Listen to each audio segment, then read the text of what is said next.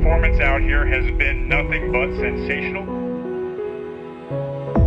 የሰው ልጅ ባህር ላይ ገነባቸው እጅግ አስደናቂ ግዙፍና ዘመናዊ የጦር መሳሪያዎች መካከል ቀዳሚ የሆነው የዩናይትድ ስቴትስ የጦር መርከብ USS ጄራልድ አር ፎርድ በውቅያኖስ ላይ እንደ ተንሳፋፊ ደሴት ይንቀሳቀሳል።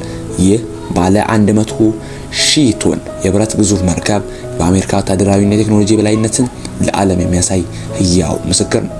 ከ337 ሜትር በላይ ርዝመትና ከ76 ሜትር በላይ ከፍታ ያለው ይህ መርከብ በባህር ላይ የኢኖቬሽን ቴክኖሎጂ ሙሉ በሙሉ የቀየረና በሚቀጥሉት በርካታ አስርተ ዓመታት ባህር ላይ የኃይል ሚዛን የሚወሰን ስትራቴጂካዊ የጥበብ ውጤት ነው። ይህ ግዙፍ መዋቅር በሩቅ ለሚመለከተው ሰው ተራራ እንጂ በሰው እጅ የተሰራ የጦር መርከብ አይመስልም። ይህ ግዙፍ የብረት ተራራ በውቅያኖስ ላይ በከፍተኛ ፍጥነት እንዲጓዝ የሚያደርገው ዋናው ሞተር በውስጡ የተገጠሙለት ሁለት እጅግ ዘመናዊ የሆኑ A1B የኒውክሌር ሪአክተሮች ናቸው። እነዚህ የኒውክሌር ሪአክተሮች ከቀደሙት የኒምቲዝ ክላስ መርከቦች በ3 እጥፍ የሚበልጥ የኤሌክትሪክ ኃይል በማመንጨት አቅም አላቸው። ይህ መርከብ ያለምንም ተጨማሪ ነዳጅ ለ25 ዓመታት ያክል በተከታታይ በውቅያኖስ ላይ እንዲንቀሳቀስ በማስቻሉ በላይ በመርከብ ላይ ያሉትን እጅግ ዘመናዊ ጦር መሳሪያዎችና የወደፊት የሌዘር ሲስተሞችን ያለምንም መቋረጥ በከፍተኛ ደረጃ እንዲሰሩ ያደርጋል። ይህ የኃይል ምንጭ መርከቧን ከዓለም ዙሪያ ካሉ ማናቸውም ወደቦች ጥገኝነት ነፃ ያደርጋታል። ጄራልድ አር ፎርድ እጅግ አስደናቂ ፈጠራ ለበርካታ አስርተ ዓመታት ጥቅም ላይ ዋለው የኢንፍራሬድ ካታፑልት በኤሌክትሮማግኔቲክ የጄት ማስወንጨፊያ ዘዴ መቀየሩ ነው።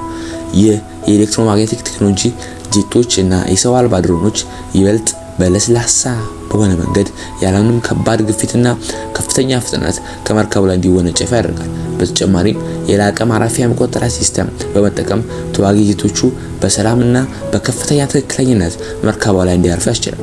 ይህ መርከብ በአስቸኳይ ጊዜ በቀን ውስጥ እስከ 270 የሚደርሱ አውሮፕላን በረራዎችን ለማስተናገድ የሚያስችላትን አስገራሚ ወታደራዊ ብቃት አጎናጽፏታል።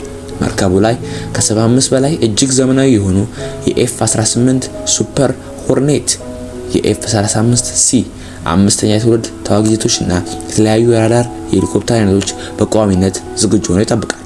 መርከቡ ራሱን ከጠላት ጥቃት ለመከላከል ባለ 2 ባንድ ራዳር የተገጠመለት ሲሆን ይህ ሲስተም በአየር ላይ ሆኖ በባህር ላይ የሚመጡትን ማናቸውንም ስጋቶች በማይታመን ርቀት ላይ አስቀድሞ የመለየት ብቃት አለው።